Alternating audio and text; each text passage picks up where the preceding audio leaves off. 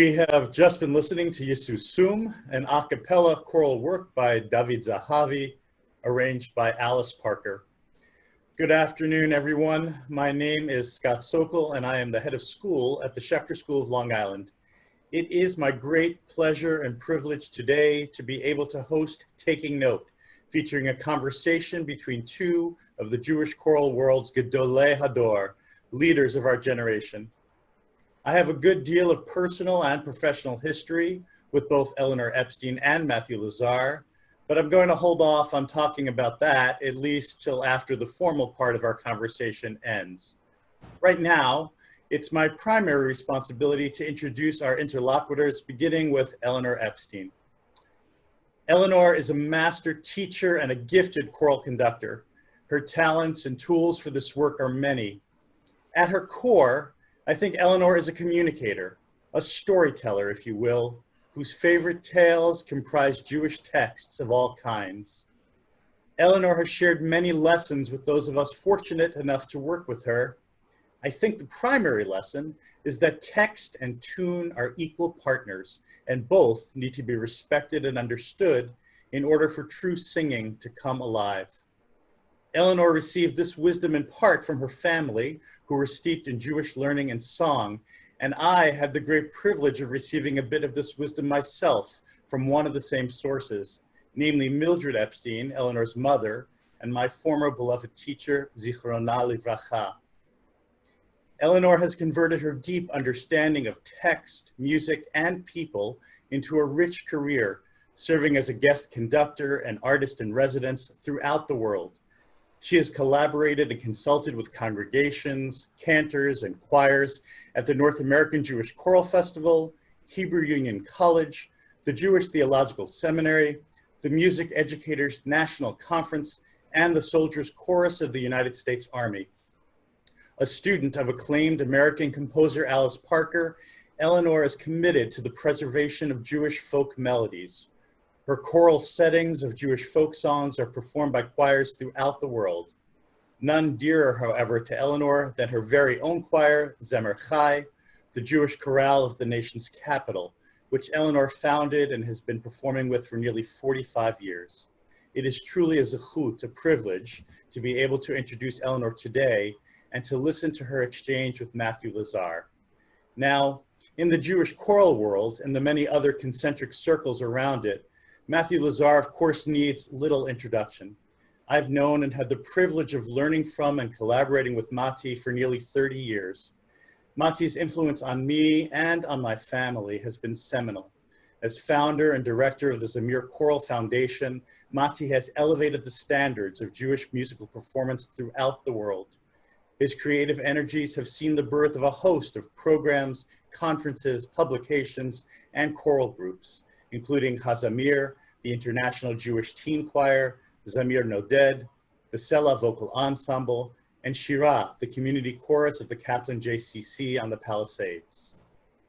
It would be very difficult to choose which of Mati's brainchildren have had the most impact, but I guess for me and my family, it might be the North American Jewish Choral Festival, which we have been attending for decades, and which brings together hundreds of Jewish choral singers from across the globe each summer for a week of singing and learning. Later today, we'll be hearing more about the plans for NAJCF 2020. One other housekeeping note, I will be looking at questions that you provide in the chat, and we'll pose them to our speakers at some point in the conversation. So without further ado, it is my distinct honor to bring us today's Taking Note conversation between Matthew Lazar and Eleanor Epstein. Thank you so much, Scott. Thank you all for being here. And of course, thank you to you, Eleanor. Eleanor, could you share with us some of those early influences in your life and how they've brought you to the point that you are? Earliest musical experiences, early Jewish influences? Mati, I want to give you some snapshots from my childhood, which I realize now at the age that I am, all were coming together unbeknownst to me, imprinting themselves on me to form the Eleanor that you know to a certain extent. First of all, I need to speak about my parents. Scott already mentioned my mother. My mother was a very strong influence in my life, as was my father. They were very different people. My mother was a graduate of the seminary. She graduated in 1940. She was a student of Mordechai Kaplan in those years, as well as a student of his daughter, Judith Kaplan Eisenstein, who had also a very strong impact on her. So from a Jewish point of view, I would say Mordechai Kaplan changed my mother's life, having grown up with an Orthodox way of thinking. The Reconstructionist magazine was in our house for as long as I can remember, although interestingly, my mother didn't read it, my father read it. My father was much less educated than my mother. And I say this because he was a natural and intuitive musician. He made music organically, instinctively. He had a beautiful voice. He was a chazan before I was born.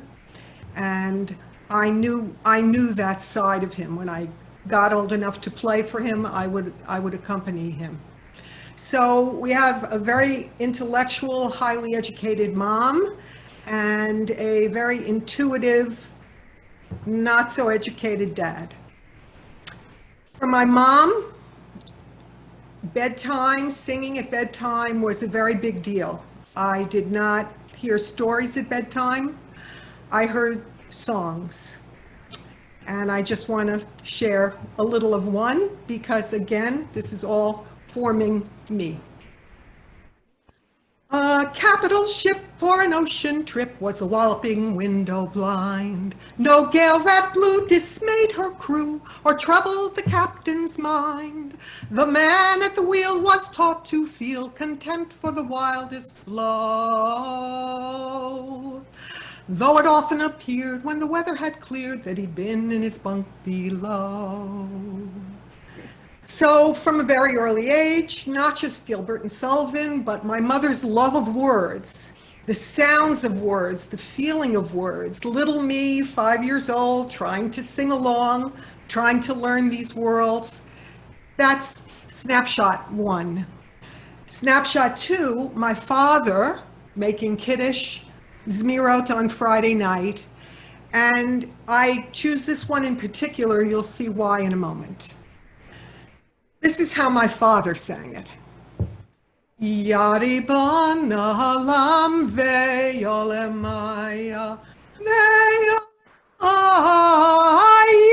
veyolemaya. And actually, I thought that's how it went until I left home and realized most people weren't singing it that way. In my memory, I still see my father happy, radiant, he was finally at peace. I can't say that he was often at peace, but somehow when he was singing, he was. So those are very early in the house memories. Mati, for you, I also want to mention that singing in the car was a very big thing in my family. Between the 4 of us, if I could sort of sing soprano, we had 4 parts. My brother was a bass, still is.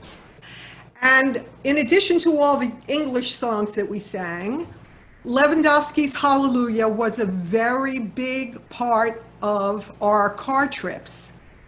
I want to introduce those who aren't familiar with the Italian musical word fumph, because as I now know, it turns out that my mother did not really remember the entire thing.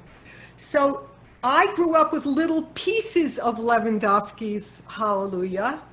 And by the way, in Sephardic Hebrew, there was no old-fashioned Ashkenaz for my Zionist mother. That wasn't happening. So it would there would be a phrase, and then there would be some thumping.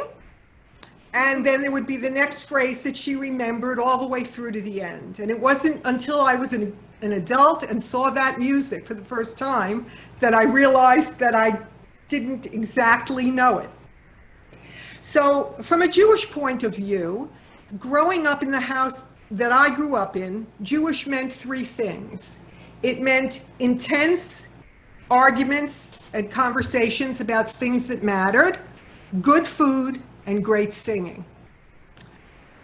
A few more snapshots briefly before I know we can go on if that's okay. My piano teacher. I had the same piano teacher for 10 years.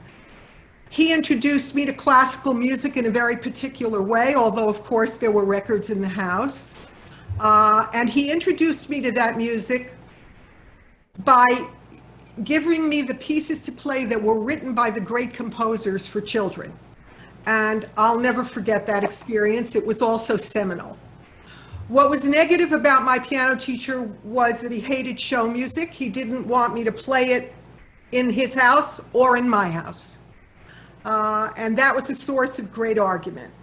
The other thing that I have to say was a little bit difficult for me with my piano teacher and was affecting me in terms of my decisions about my future was that he was peculiar.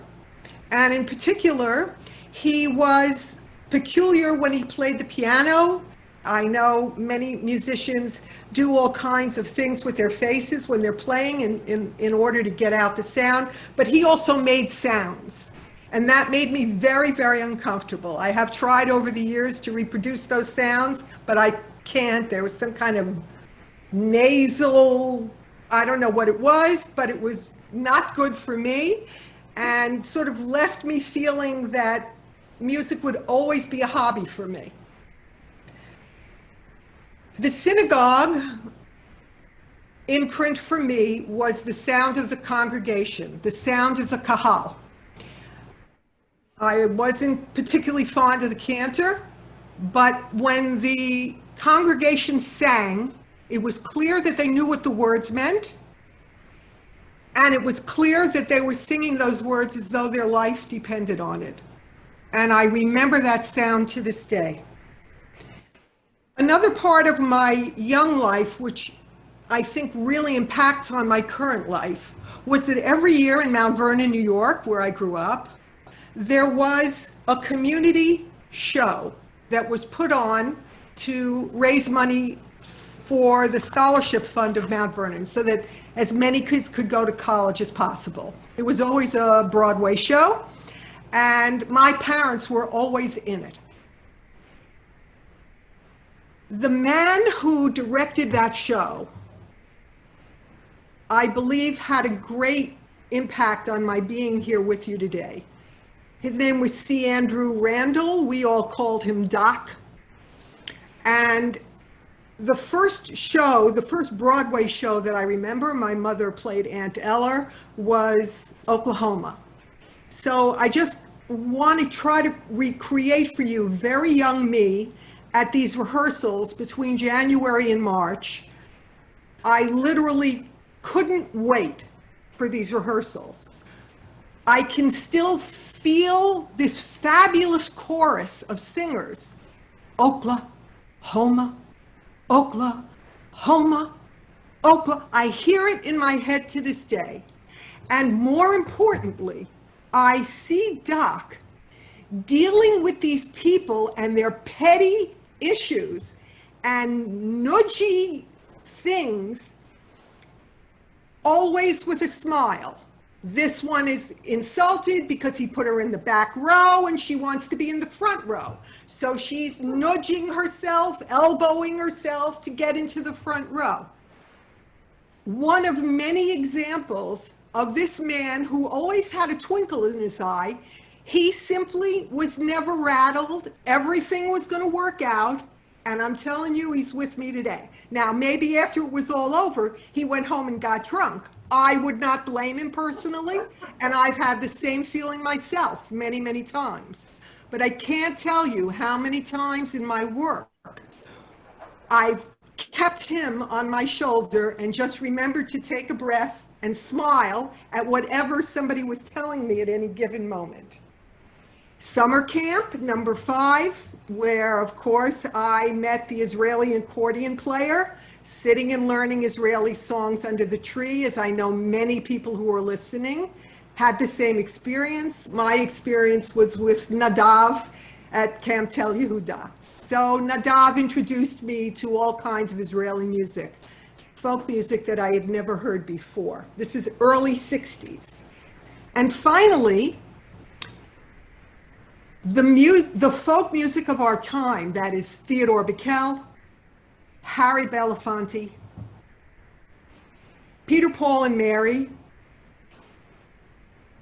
who reminded me that unlike show music, which is telling the story of a specific person at a specific moment, music had the power to change the world, to change the hearts and minds of people, and to make a difference. This was music that mattered. So I'll stop there. Well, you certainly gave us a good tour of your life and showed just how many varied talents you have and the different musical worlds that you inhabited. And I'm wondering, this is a little bit off, riffing off what you said, because I remember you're telling me that you also used to conduct and direct musicals for some very interesting groups of people. Could you share just a little bit of that Fiddler Takeoff? Mati is referring to a moment or a series of years in my young 20s. I had just started conducting my first high holiday choir at a congregation down here called Bethesda Jewish Congregation. And one of the members of that congregation was married to a dentist.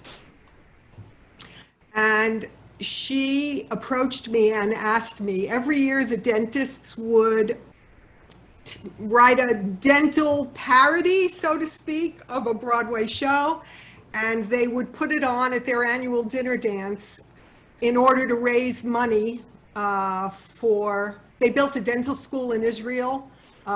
They helped bring, in those years, they were help getting Jewish dentists out of the Soviet Union. They did all kinds of philanthropic work.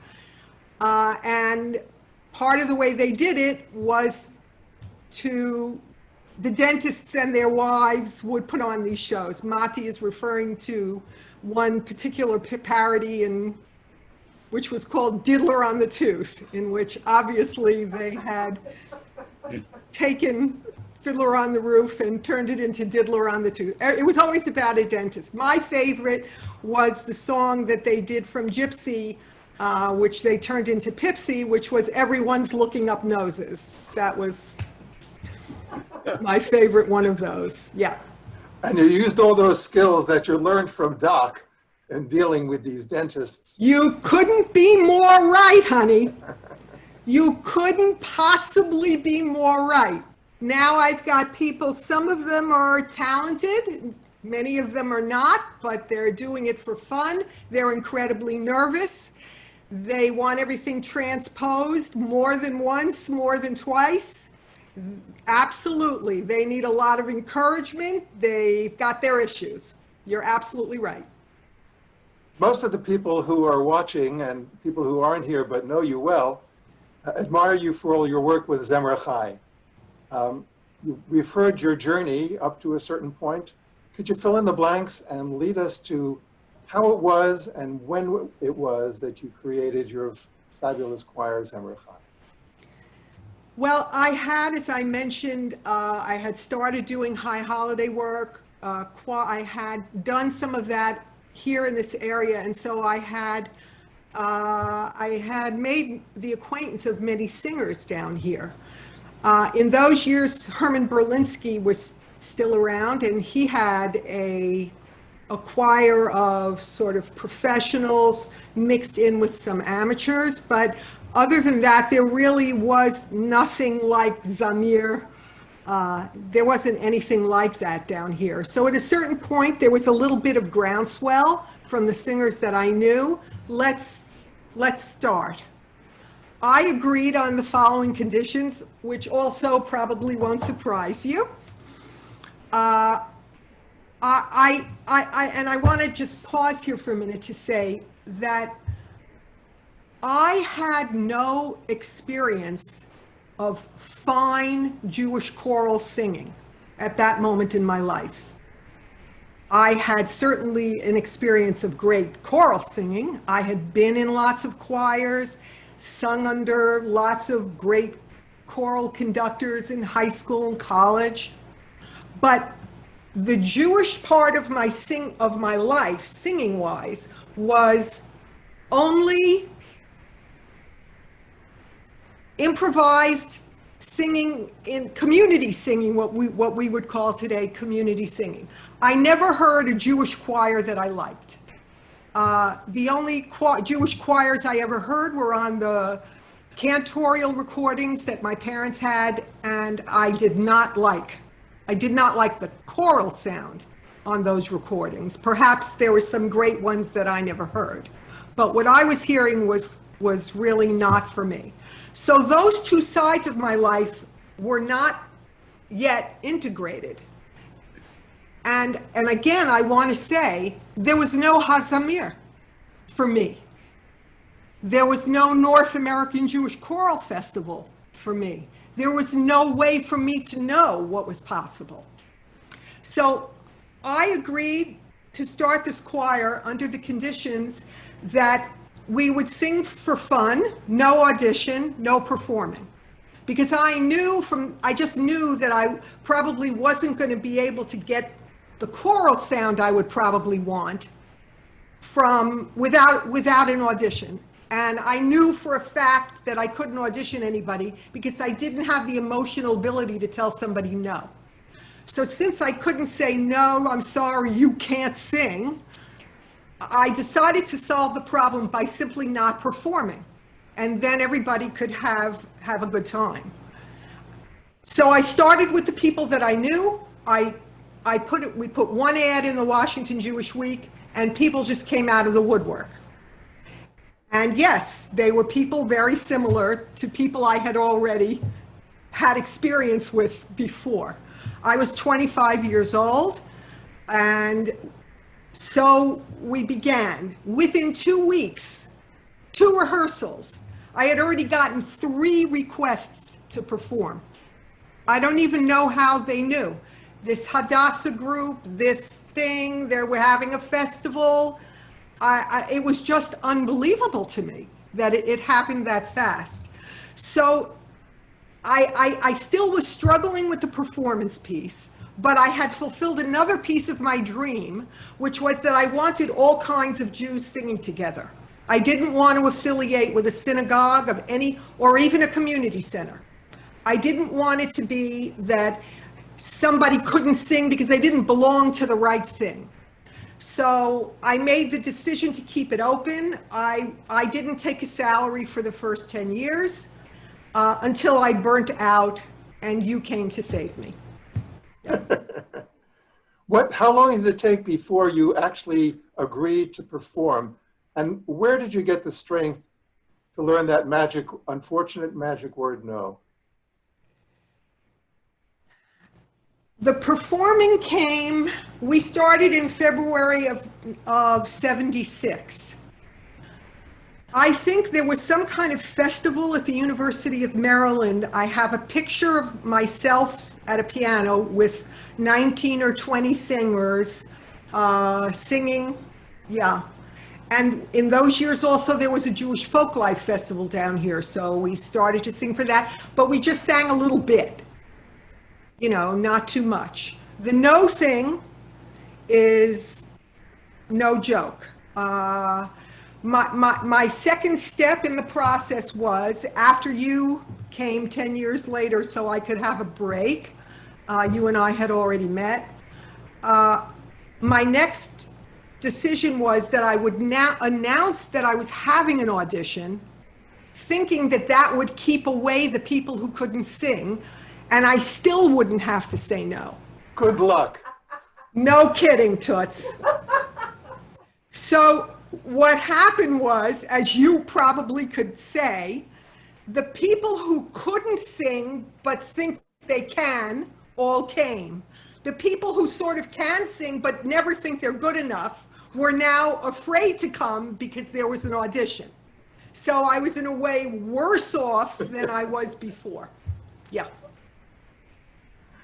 How did you come to meet Alice Parker, and what was it like to work with her and to accompany her as part of your journey?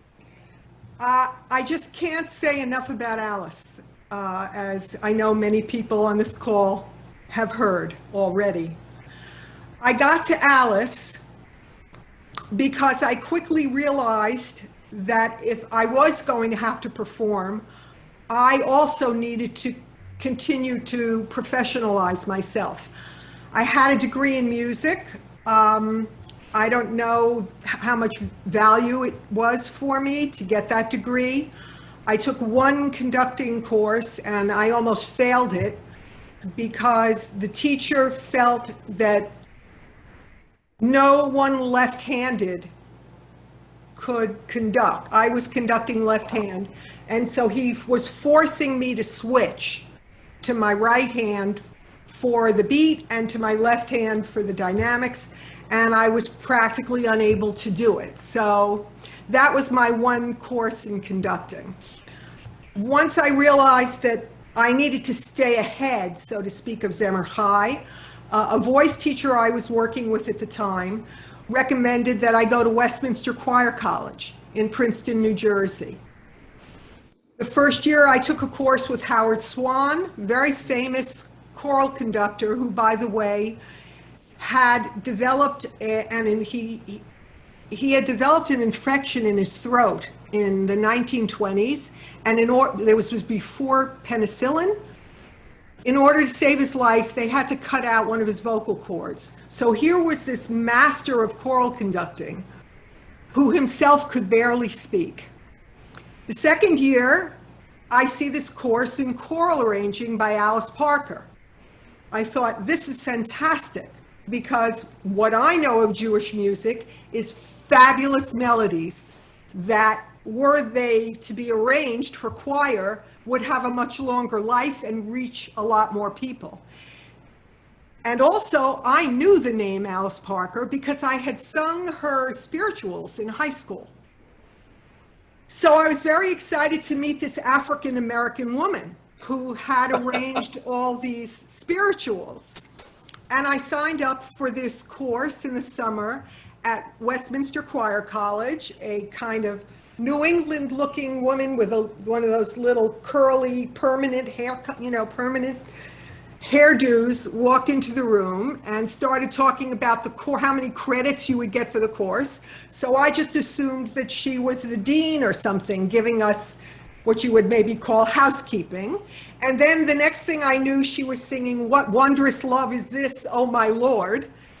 And I thought, why is the dean singing? And then a few minutes later, I realized that this woman, who for sure was an African-American woman and always had been in my mind, was Alice. Actually, this woman was Alice Parker. So then I completely just checked out until maybe a half an hour later, because my brain had to catch up with what was going on here. And that was the beginning of my first interaction with her, which was intense, 9 to 4, 5 days a week, every day, with a very interesting group of people. And from then on, I knew she was a sel harav, make yourself a teacher. She was mine and is to this moment. Yeah. And long after Westminster Choir College days left you, you still continued to work with Alice. Absolutely, and it was rather intimidating. She decided at a certain moment in her life, which lucky for me was before I met you, that she wanted to begin teaching people what she would call it in mid-career, people who were already working with choirs but needed a kind of continuing education. So she sent out a letter. There was no email, right? She sent a letter to every student that she had an address for, every student that she had ever worked with, explaining what it was that she wanted to do and was anybody interested. I sheepishly told her that I absolutely was interested, but that I wasn't sure I was good enough to study with her, and that I didn't know the difference between an Italian sixth and a German sixth, even though I had learned it at some point in college. And as it turned out, for whatever reason, I was the only one who bid. So in this very first class, so to speak, that Alice gave in her apartment on West End Avenue, north of you, I was the only one in the room. So then it was really me and her, with no one else to take the heat. And it was a total immersion in music making. An emphasis on conducting, composing, but it was beyond that. It was about the total process of music. And I would go up at the beginning of the week. She had a relationship with the nuns in a convent on 114th on Broadway. I lived in the convent. And then each morning I would leave the convent and I would arrive at her apartment asking her if she really believed in the Father, the Son, and the Holy Ghost. And then we would go from there. And some days were tough. I mean, the thing is, Mati, that I was damaged as a musician. And Alice was the first person in my life who didn't try to make me over into her own image as a teacher. She understood that teaching, she understands, she's still with us at the age of 92 or 93. She understands that teaching is as much of an art as music making. And so she was the first one to help me develop what I was rather than trying to make me into something that I couldn't ever quite do and therefore left me insecure. When you were studying with her, even back at Westminster, was part of the course that you were asked to do arrangements that then you would perform in the class and she would critique? The class went like this. We would be divided or divide ourselves up into groups, which was in itself interesting, I might add, because within, I would say, the first couple of hours of the class, all the students had really good voices, recognized each other, and they always wanted to be a group. But interestingly, they always had the least interesting arrangements. The people like I remember there were people there. Now I have dentists in my mind. In fact, I think there was a dentist in people who had never, they were instinctive musicians like my father, had the most interesting improvisations.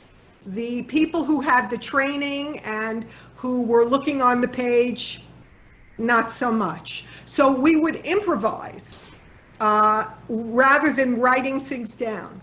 The final, however, for that class was that we had to choose a melody and write one good counterline for it. And I have to tell you what an eye-opener that was for me. I was a little nervous about it, and I was looking through the choices that she gave. One of them was a song that I'm guessing a lot of people know. I know where I'm going, and I know who's going with me. I know who I love, and the girl knows who I'll marry. Familiar? Yes? Yes, not as much as Buffalo Gals, can you talk? Well, as it turns out, as I'm looking at the song on the page, I see this. I know where I'm going, and I know who's going with me. I know who I love, but the girl knows who I'll marry, not and. And Mati, that but changed my life. When I saw that word but, that is to say, I know who I love, but I won't be marrying that person. The girl I love knows that I'm going to have to marry someone else.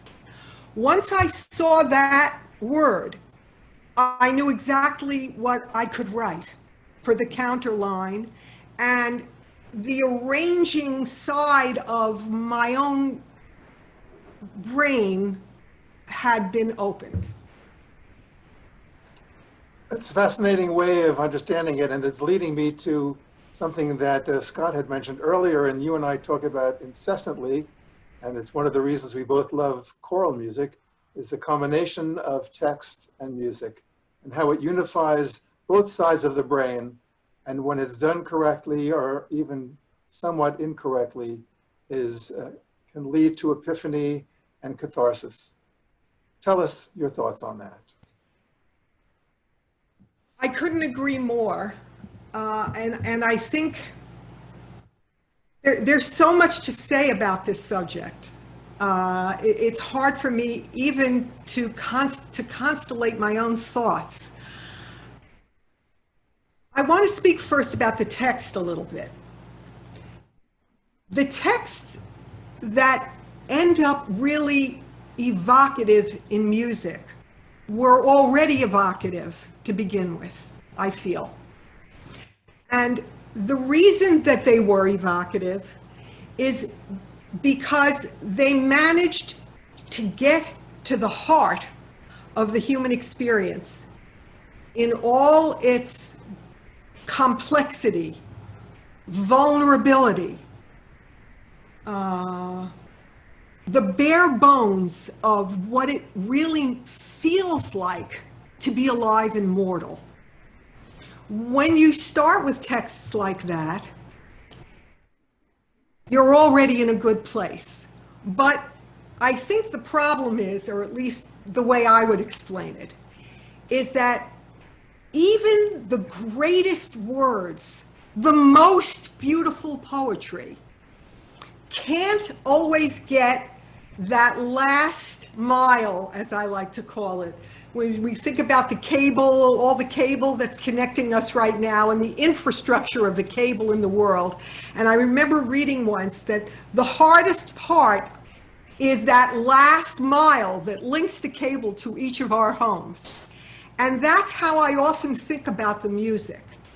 That as beautiful as the words are, the music has the power to take us that final mile and take us straight to the heart. In the case in particular of Jewish words, liturgical words, or biblical words, with which people may be having trouble or difficulty or may find alienating, sometimes the music is almost a back door into a new understanding of what those words can really mean, and a way to help people stop taking them so literally so that they can own their own tradition with pride.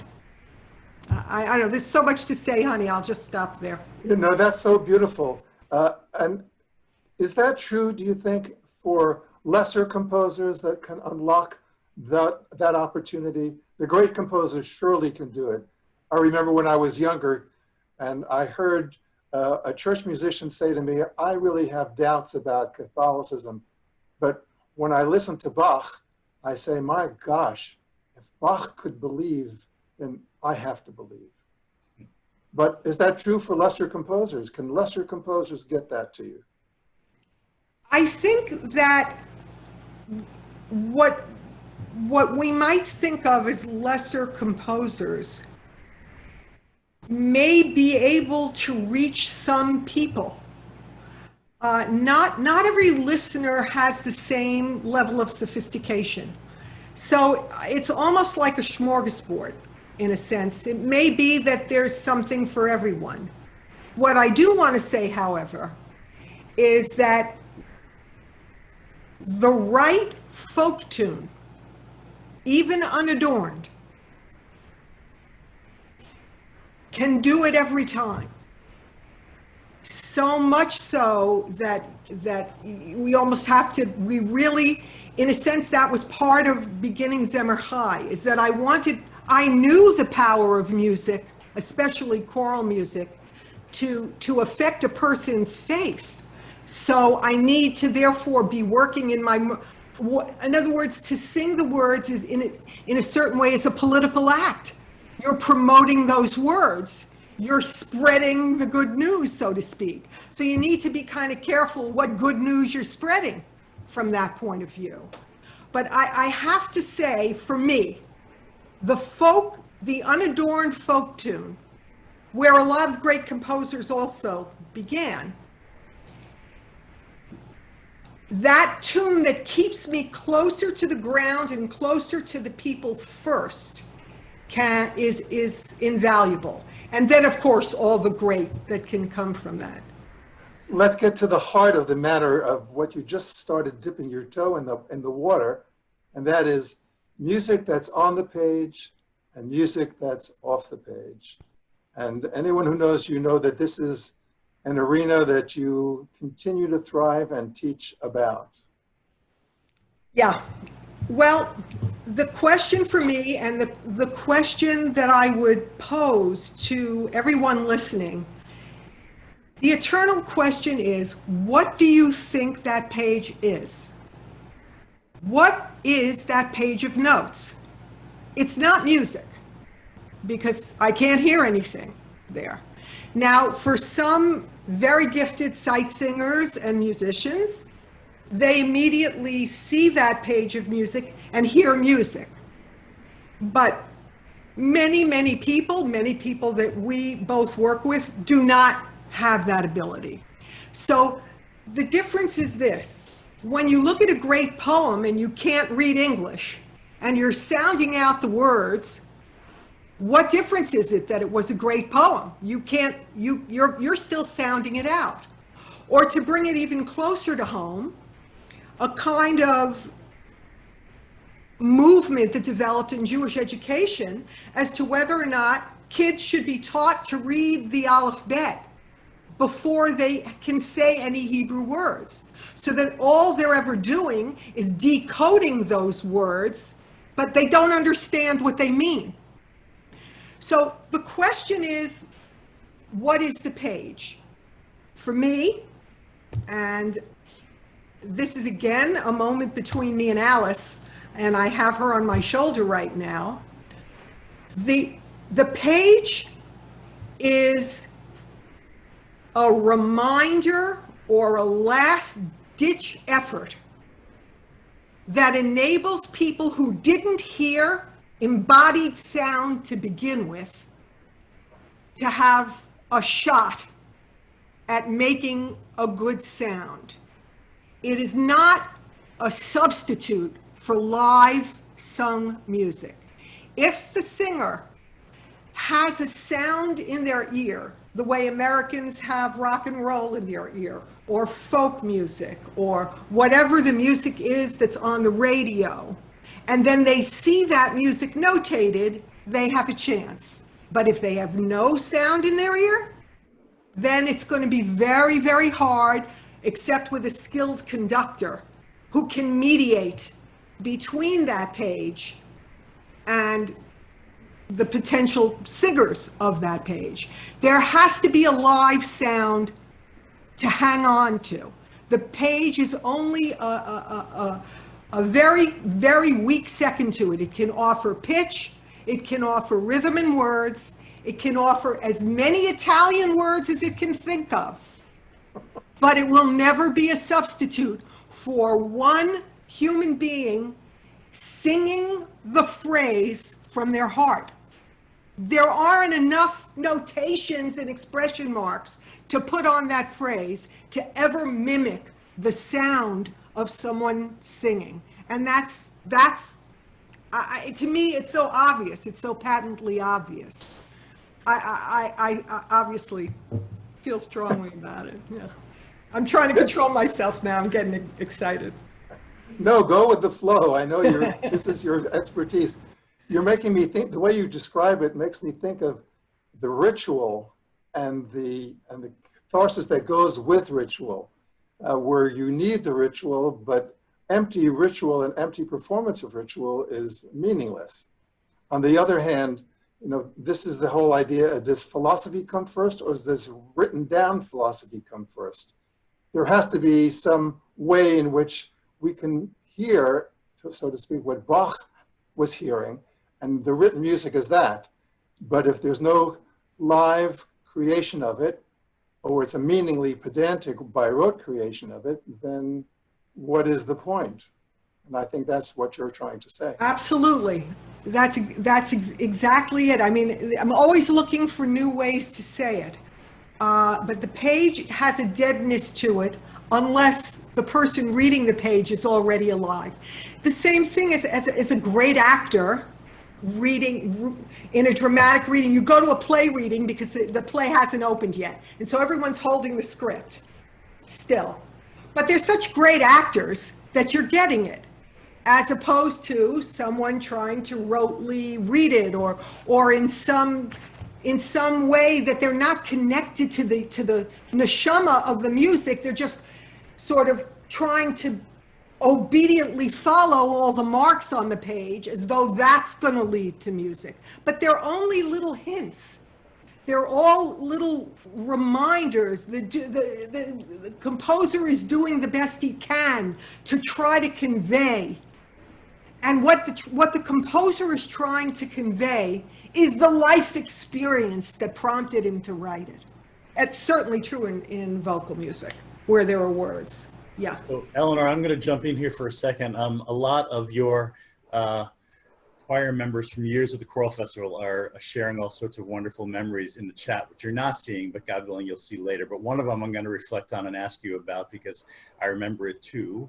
When you were so set on getting someone to look at you and to get his face off of the music, that you actually laid on the ground below that person and conducted so that they were facing up, you were facing up at them. Talk about how you, as someone who works with a lot of these amateur choirs but tries to do something really sophisticated with them, how do you get that from them, if you would? Well, they have to enter into an agreement with me. They have to be willing, and if they aren't, ultimately they will leave me, and they will either at the festival sing with another conductor, or here at home they will find another choir. So it is for sure a partnership, but in a certain way I feel like, you know, how you're going to keep them down on the farm after they've seen Paris is what it sort of boils down to. Once they have that first experience of singing from the heart without being encumbered by the page, then they don't necessarily want to go back to the farm, even though they know it's hard. And I want to say also at this point that it was in one of the early, I think the first year, Mati, at Merkin, that I saw your Zamir Choral sing without the book. That was the first time my singer saw it, and it was the first time that I saw it. I think your method of using the book and then putting it down and so forth might be slightly different than my method. But that was a very inspirational moment. I remember the pieces. I certainly remember Charles Davidson's Saenu for sure. And my singers came back from that experience wanting that. So that was, again, the beginning of the beauty of this wider connection, which I know we're going to talk about a little later, coming out of isolation, so to speak. I want to ask you another question going back to the text for a minute. You've done a lot of arrangements in Yiddish and Ladino, and I'm just wondering if you feel that those texts or those languages somehow set a different sort of music than when you're arranging biblical texts or liturgical texts. Talk about how those texts speak to you specifically. Well, here's how I feel about we'll call them the liturgical versus the non-liturgical texts. Texts that are written about Jewish experiences as opposed to biblical or texts from the Siddur. My feeling is that the liturgical texts are looking at life from a great distance, as though, let's say for the moment, you were in heaven, looking down on everybody living their lives. The Ladino texts, the Yiddish texts, are about my personal life, my feelings about what it's like to work in a sweatshop, what it's like to live through a pogrom, whatever it is, what it's like to sing with my family on Friday nights, what it's like to go to Cheder. It's my personal, it's as though I'm looking at my life through a microscope, whereas the liturgical texts are like looking at life through a telescope, so that I have the wisdom of a further sight. I'm not saying this well, and I also realize that I have to cough, so wait a second. Excuse me. It's like looking down, I have some wisdom because I've gotten distance from the experience. Does that make sense in some way? Yeah, it makes a lot of sense. I want to shift gears though, because I have a question here from someone. I don't know if you know a Rabbi Daniel Freelander. Maybe you know him. Danny is asking you a question, Eleanor, and wants to know if you think we might find our Brigadoon this summer. Absolutely. I know we're going to find our Brigadoon this summer at the first ever virtual Jewish choral festival. I know it for sure, and I'll tell you why.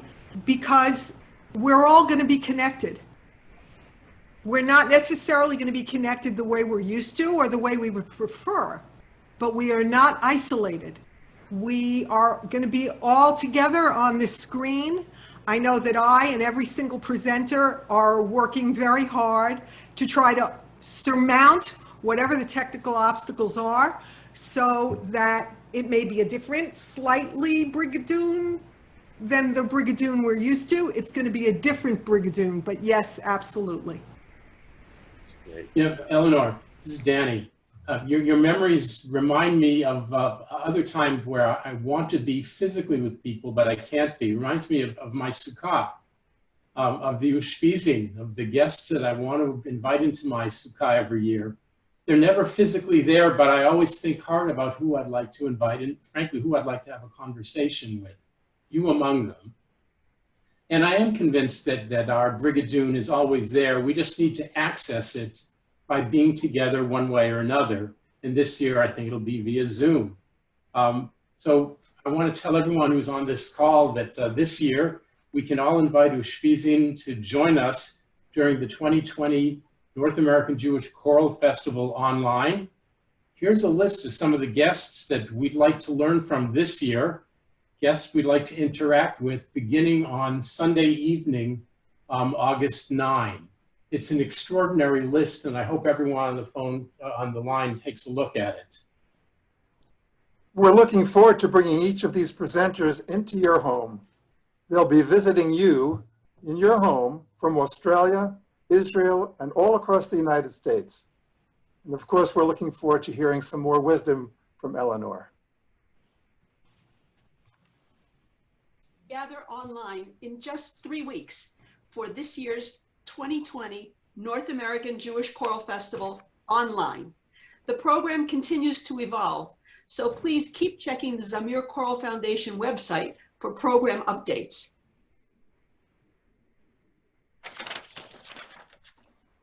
You can register now at the Zamir Choral Foundation website or by following this link. Registration is only $180 for all 21 sessions. And for young people up to the age of 30, it's just $54.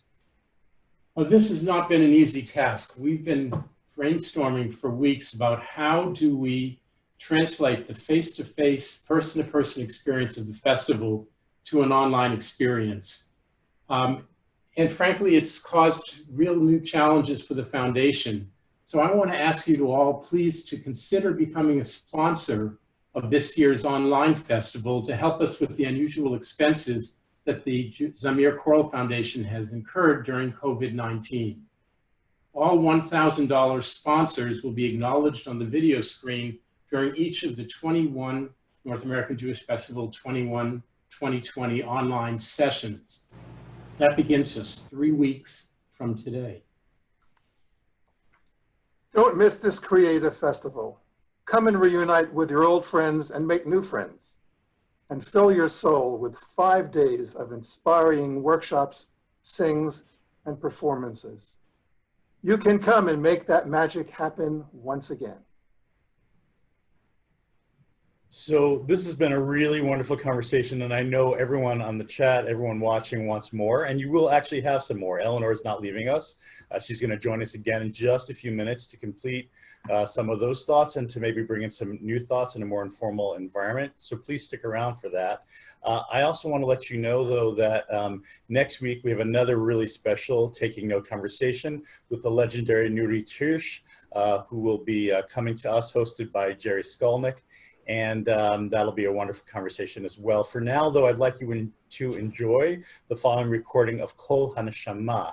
This is an uplifting arrangement, many of us know it, that Eleanor brought with her to the Choral Festival community some years ago, and which has really become something of an anthem for her Zemer Chai choir, as well as many other festivals that we participate in. So we're going to listen to Kol HaNeshama, and after that, we're going to come back and have a little bit more time informally with Eleanor and Mati.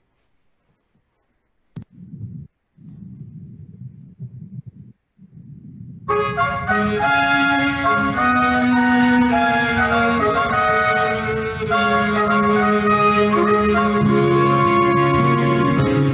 hanshama tehaleluya, hallelujah. Kol hanshama tehaleluya, hallelujah.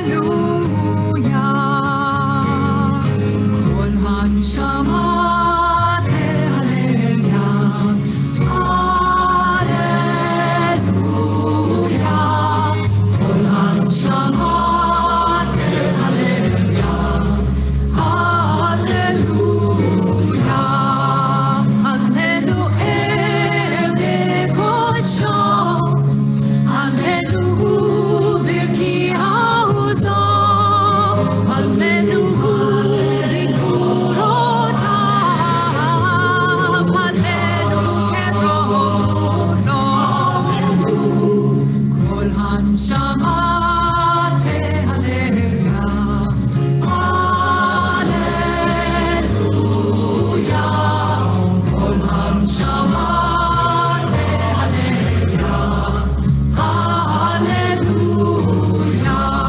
Hallelujah, we'll take our shofar.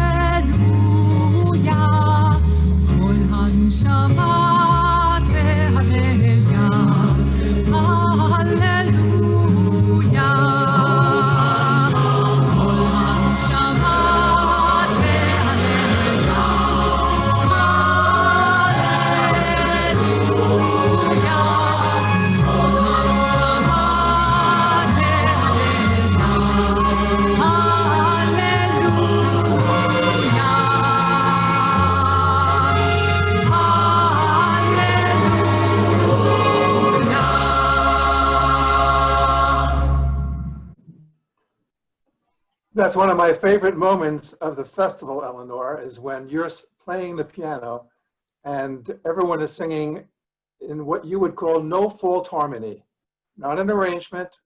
This is the other half of the on the page, off the page. Just be your father, be an intuitive musician. Sing the seventh of the chord, sing that major to the minor chord, and everyone together singing it. It's such a unifying and beautiful experience. And then the words come. People are sucked in by the music, and then they're actually paying attention to what the words mean. And then they are what the words mean. You said it beautifully. I couldn't agree more. It's also a great moment for me.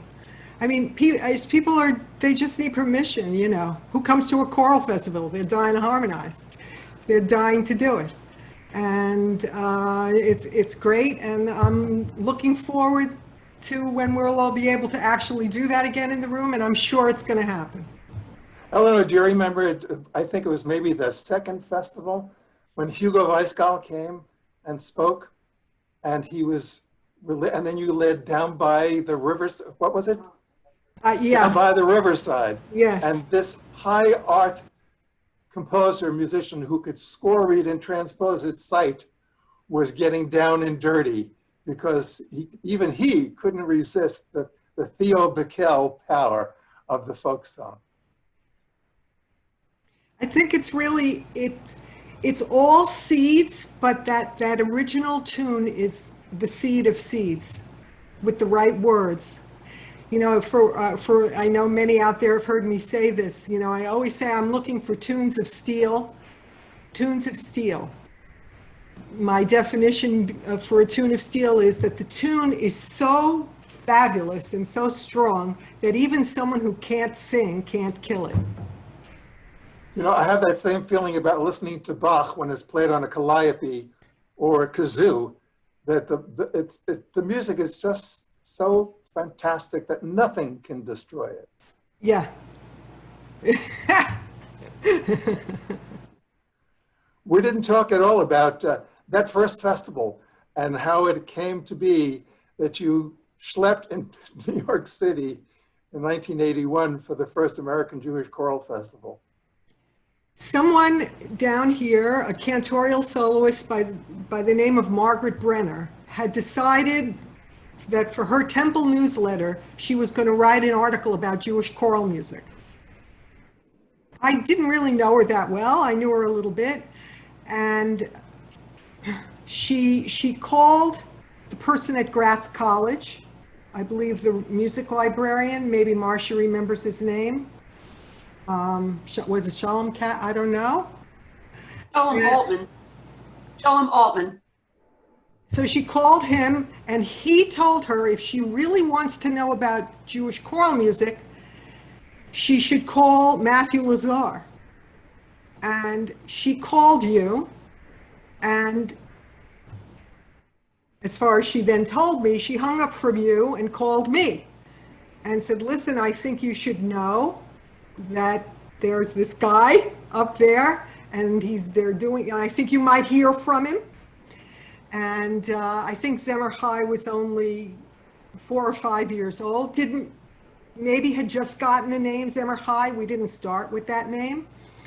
And you called, I remember it was very late at night, and invited me to this first gathering at Merkin, and I told you no. I said that I would come, but that my choir was not ready to perform in Manhattan, and that I was not bringing my choir, but that I wanted to come and see for sure. And then for the next 2 hours, I told you no, and you kept telling me that I had to bring my choir, literally 2 hours, because I remember it was after midnight.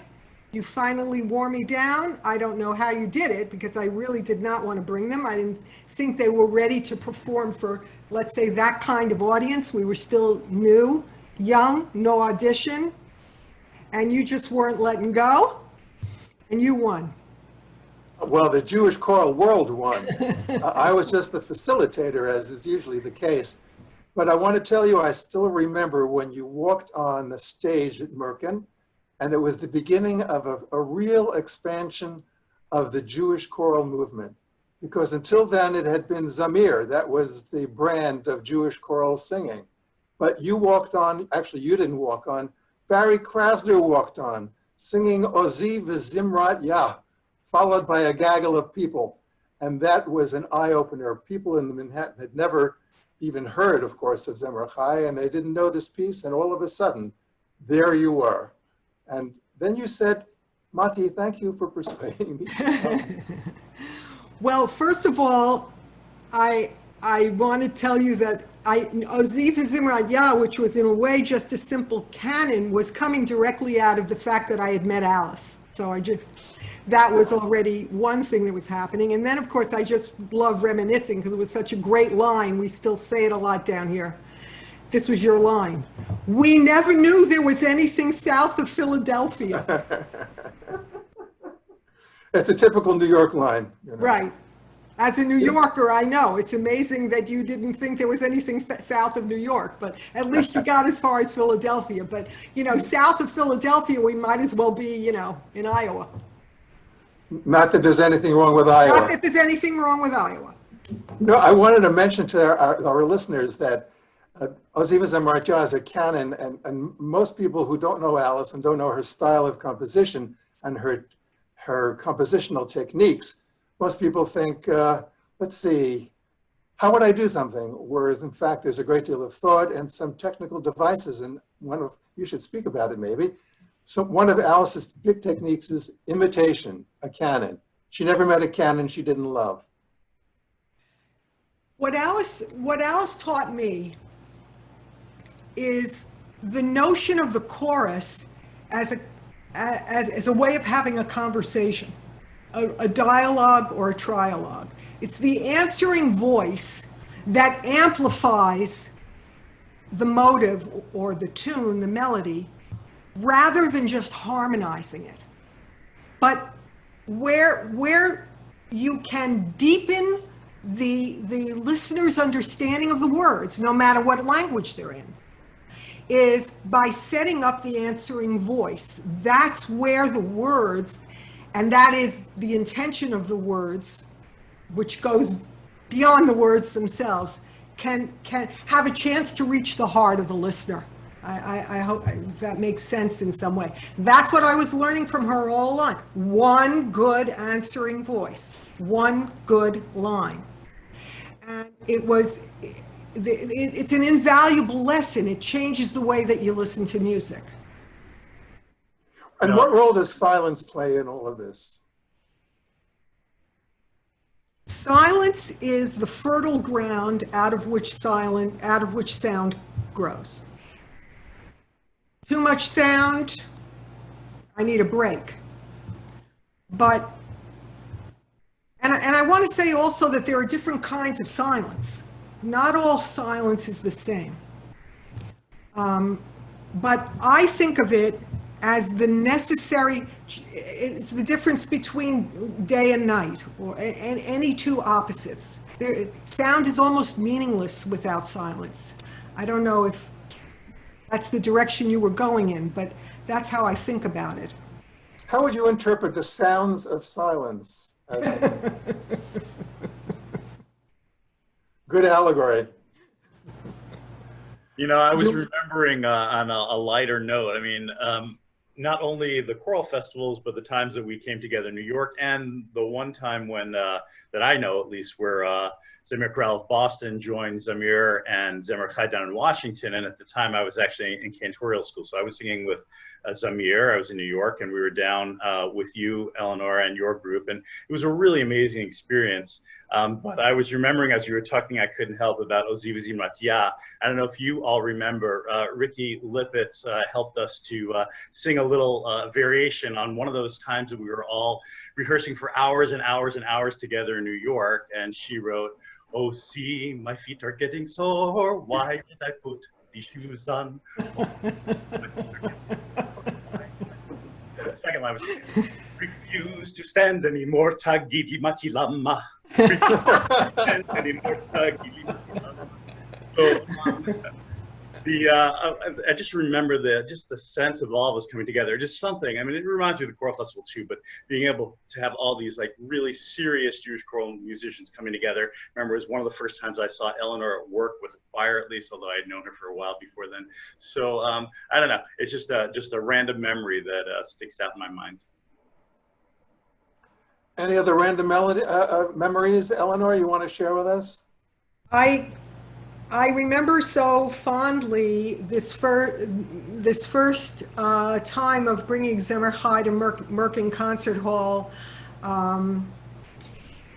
It was the first time I was ever in a room with anyone else who had heard of Rossi. And I learned about Rossi from Judith Kaplan Eisenstein's book, The Heritage of Jewish Music. I never met another living soul who had heard of him.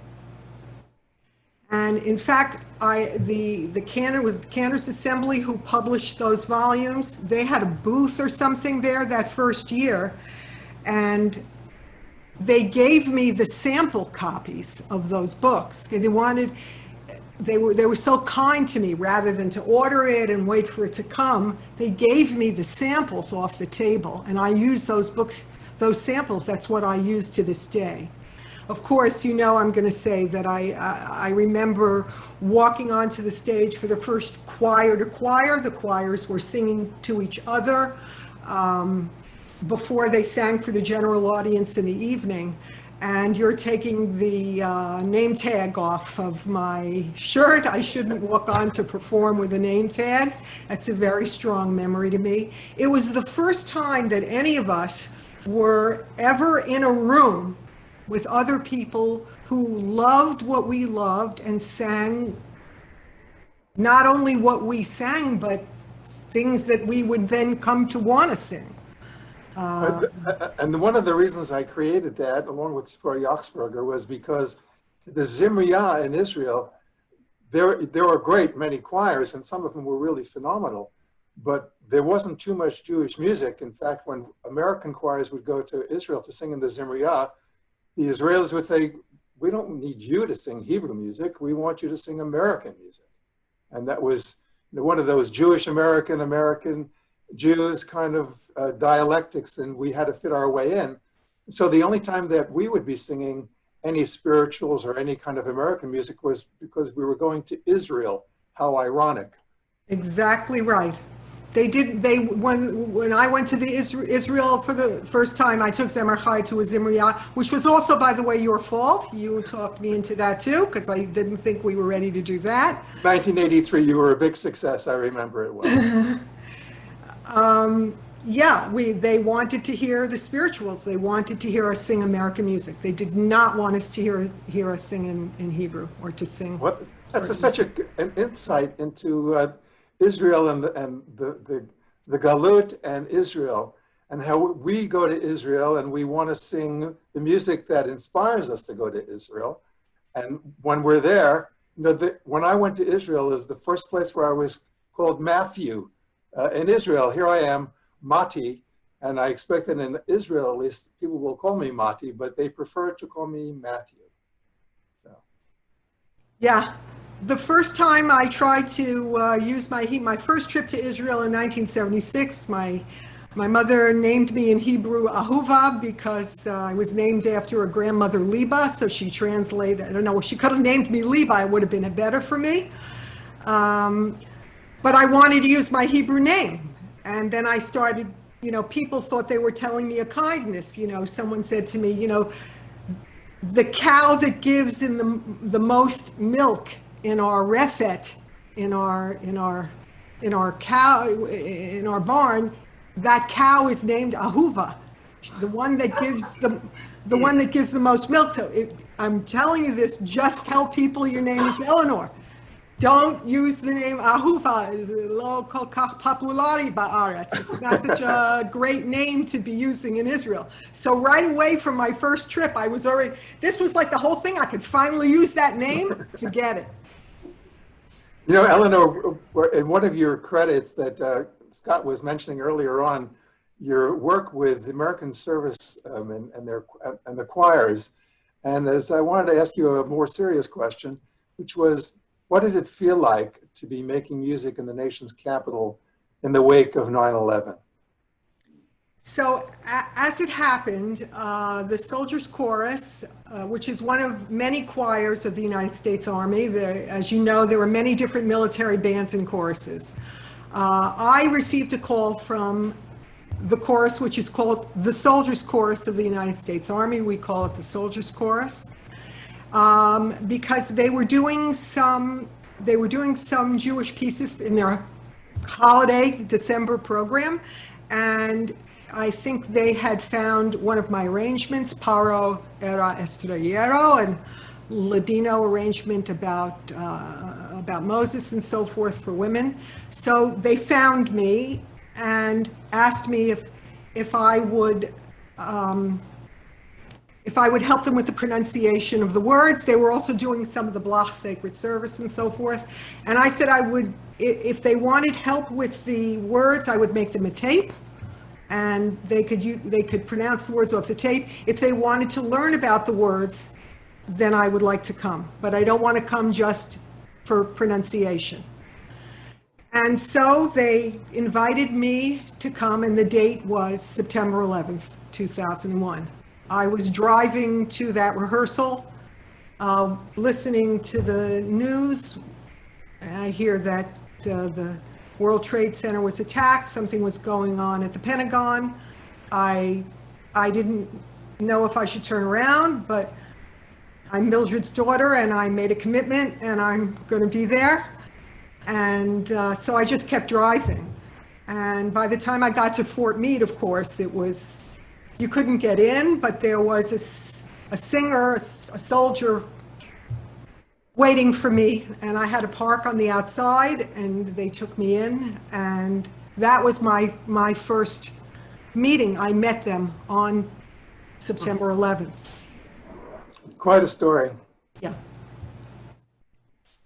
Well, we're all looking forward to seeing you in 3 weeks, I believe, and you and many of your friends. And this is such a delight to have everyone listen to the conversations that you and I have, you know, anytime we talk. This is the point of taking note, at least for me, and my creation of the Choral Festival, that everyone should know and everyone should hear the wide array of talent that's out there and the huge brain power thinking about choral music, thinking about Jewish choral music, thinking about how we can be better human beings, better Jews, and using music as the way of doing it. Well, we owe you a great debt for doing it, Mati, because you've enabled all of us. Danny's talking about Brigadoon. you've enabled all of us to meet each other, to learn from each other, to share, to confide, so much has happened for all of us because you created a way for all of us to be in the same place at the same time. And even though this year that place is virtual, it's still a place. It's a place where we can still have give and take with each other, still continue to learn from each other. And we owe you a great debt for it. Absolutely. Well, it's appreciated what you said, and it's an honor, and it's a gift, and it was taught to me by my parents, and I'm living up to their legacy. As we Thank both you. are. Thank you, Eleanor. Thank you, Scott. Thanks, Danny. Thank you, Marcia. Thank you, everyone who was here today. We'll see you next week with Nuri Tersh and on August 9th for the online North American Jewish Choral Festival.